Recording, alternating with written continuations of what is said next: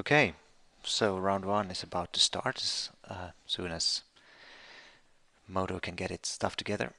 Um, it says here begins in 0000. Anyway, welcome back to round one of our draft here. We've built should be a decent red-green deck. Open up here a good hand. We have a 2-drop, 3-drop removal, and well, blank at this point, but we'll get started here at least. Of course, we'll need to draw some actual cards before long, but let's see how it works out. I'm going to play the mountain in case yeah, it doesn't matter because I can't draw the goblin anyway. Let's take a look here. Let's make sure this is on. Yep. All right. So what do we have here? Gains life.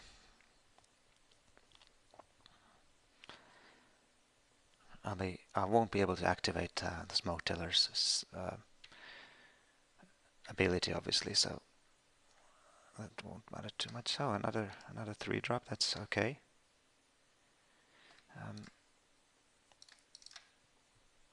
We'll just place that down.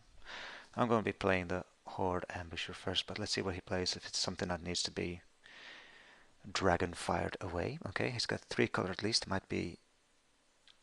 Oh, okay.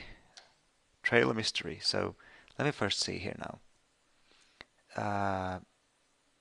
He gets a land whenever he plays a face down guy, and whenever it's turned face up, it gets +2/+2. Okay, now that's interesting.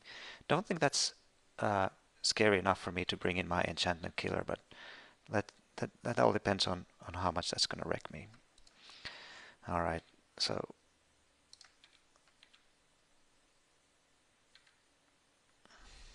I'm gonna cast this face down and pass the turn.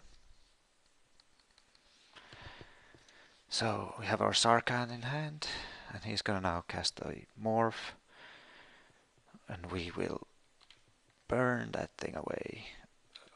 And even if he can reveal a card to get something, then it doesn't matter because.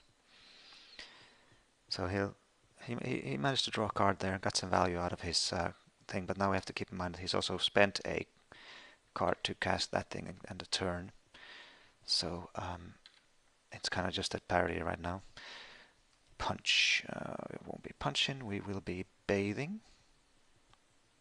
Yep, we'll bathe and smash. Here I could have revealed, but that doesn't make any sense because I can use the reveal ability to. It's there. It's down to 15. Okay, we're not.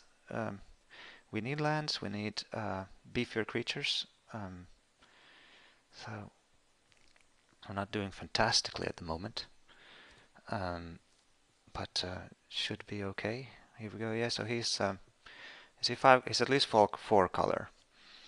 And let's see if he plays another Duflachi. Boo. Oh well. At least he didn't. That means he didn't have a creature he could play, a face down creature. So I guess we're not too unhappy about that. Let's see. Come in for 2, which only effectively is 1 because he played a tap land that gave him even a life. Need to make sure I leave. Well, it doesn't. Yeah, I can leave green open to flip this, but it doesn't really make sense to flip as it becomes smaller, and I can't. I don't have the mana to regenerate it anyway. But once, if it turns out like I need to use it, use the regeneration ability, then I don't know. We'll see how this works out. I'm a little bit worried now because we're lacking some power. But if we draw a land, we can play out Sarkhan and start beating down, and then we have Mr. Dudes in here to block. Now he got another. So now he's up one card due to that thing, and we have to keep in mind that that gets a bonus when it flips. It's a one-time bonus, but still a bonus. Okay, so we can now... Let's see, what do we do here? I think, yeah, we're obviously playing Sarkhan, but are we killing his morph guy with him with 5 cards in hand, putting Sarkhan to 1, swinging in for 4, or are we just swinging in and putting Sarkhan up to 5? We might do that because next time we can then use Savage Punch with Sarkhan, and that should be pretty sweet. But on the other hand, if that's a creature... Yeah, let's see. Well, we're playing Sarkhan any which way, so... Well, the question here is... Do I then leave both of my guys back to block? What might be the downside to doing that? He can get that trample dude. You know what? I think I'll... What if he can? What if he survives? If it's something... we'll do this. Because I don't want him to... This puts me at a bit of a risk. I'm gonna have to leave one of my guys back, even so. To... Let's see, what... There's not too many direct damage spells. Now he's thinking.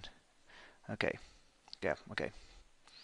It was this. It could have gotten trample. It would be a 5/3 trample. It would have.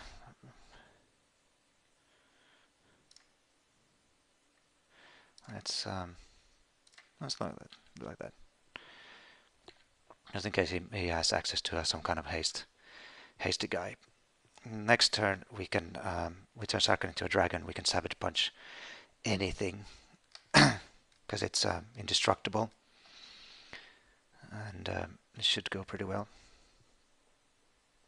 That was I opted for the defensive play there. You can tell I think that's the reason, because I haven't played for a while again, is making me choose defensive paths, trying to foresee ways that things can work out poorly for me instead of going for it, and that is just the reason, because I haven't played in a while. So, but I think it's working out for us here. As you can tell, he bid a revelation. That means basically he doesn't have anything to play. He doesn't have even if he plays something now, then it doesn't really matter. I can actually teamer. If you don't play a land, that's not enough to. I can teamer Battle Rage here for the win. So, because I'll be having a. Of course, he might have the red instant that. Yeah, let's take a look here. All right, so we have a 4/4 here. This can get to be a double strike, which okay, well, didn't have to show him Teamer Battle Rage or anything like that, so that's neat. And I guess he's pretty demoralized, as that's something that tends to happen when you see a Sarkhan. So, do you have any flyers? No, I don't think he had many. I mean, he might be playing that flyer morph. I don't think that it's worth bringing in a card, because in this version I was able to try to neutralize the gain he was supposed to get from his morphs. He's relying heavily on the morphs to get to do what he wants to do, and I could. Do I want to put in another Hunt the Week to get those out? Because I could, with Hunt the Week, the good thing about Hunt the Week as opposed to Savage Punch is that Hunt the Week allows me to play a morph, he plays a morph, then I Hunt the Week and I can beat his morph, because my Hunt the Week is a 3/3. Whereas Savage Punch, if we both have one morph out, it actually won't favor me in that situation. So I could see there's a reason of putting in a Hunter Week instead of a Savage Punch, and I'll do that, and I'll see how this works out. And let's keep in mind that if one of these Hunter Weeks should be a Savage Punch, and try to assess the situation of whether or not that was a good thing to do. 3, I cannot complain. We'll go with this. So.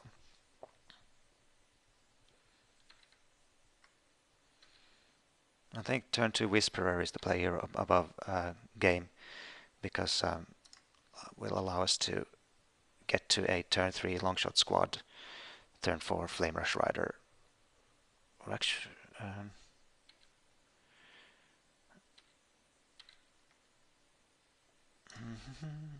no, this is. I think this is going quite well.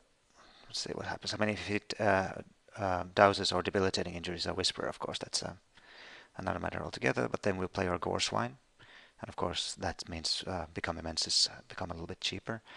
If I remember correctly, Become Immenses are only. Okay, we have a Morph, which I'll be able to block with my Longshot Squad. So we have Sarkhan. I mean, yes, it was our turn to win the Magic Lottery this time, so I don't feel bad. We can, if we outlast this, or if we play Gorswan, this will create 2. So even if we don't get any more mana, we can still play 2 creatures next turn thanks to the ferocious ability of that card.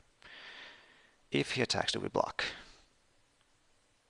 Get a trick out of his hand. I think we do. He has to. It could be, of course, the 3/1 Teamer Charger. If he attacks, we saw the Teamer Charger. He's thinking here now. Alright, he's dashing with a 4/2. What do we do here? I'm blocking the 4/2. I don't want him to. Oh, well, he gets to draw a card anyway. I think I'm still blocking the 4/2 here. I don't want him to be doing that more than once. And we know we can at least get him here. So, get away. And I have Sarkhan in hand, so I have the long game plan is favoring me.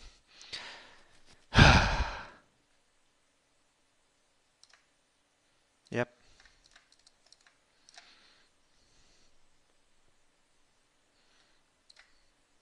He's dead. Okay. So I know if he has a haste guy now, this bites me in the bum, but then so be it. I could. Whoa. I can. No, I can't do that, because if it's a legendary guy, yeah, do not use Flame Rush Rider's ability on Sarkhan. Just don't, because of course the legendary rule will kick in, and I'd have to sacrifice one of them anyway. But I could simply just cast it. He's spending his turn doing that. That is extremely good for us. So let's start by doing that. It's a 21.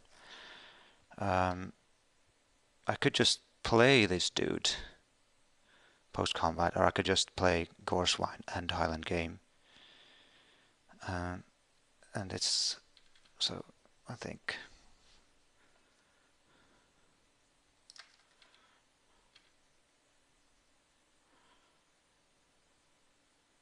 Or I could say Flame Rush Rider Highland Game.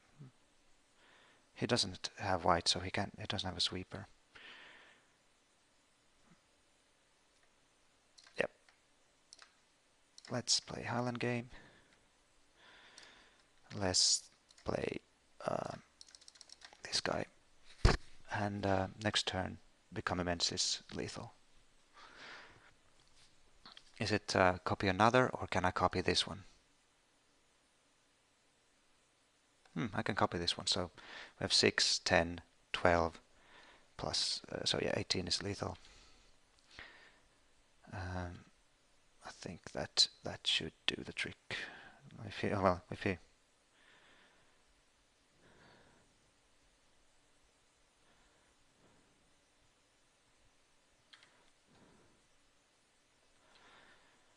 Okay.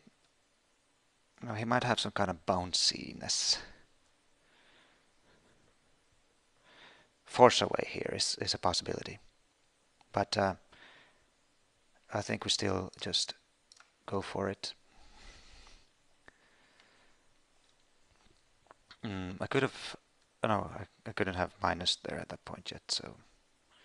Now he's probably hoping that I'll use Flamer's Rider's ability on that other thing, but that's not going to happen. We'll copy Flamer's Rider.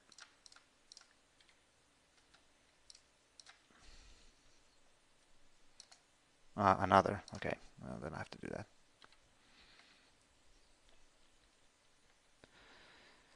Alright, so we have... we're say 4, 7, 11.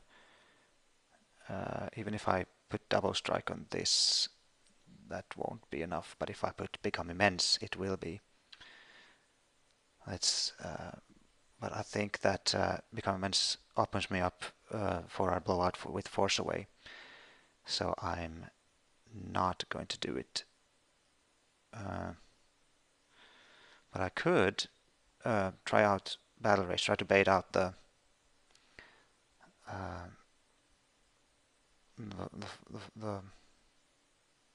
no, you know, I can try to bait out the oh, hold on. This means that I can't cast Gorswine, doesn't it? I need to have 1, 2, 3, 4, 5, 6, and then I can cast the Gorswine. So let's just not cast anything, and I wanna make sure I have the Gorswine out, and this guy can block. And if he, of course, if he, no, all right, he didn't have it. There's a lot of possibilities there to where he could have, you know, slowed down my win, but there was really not much he could do to turn it around. Okay, on to round 2. I'll see you there.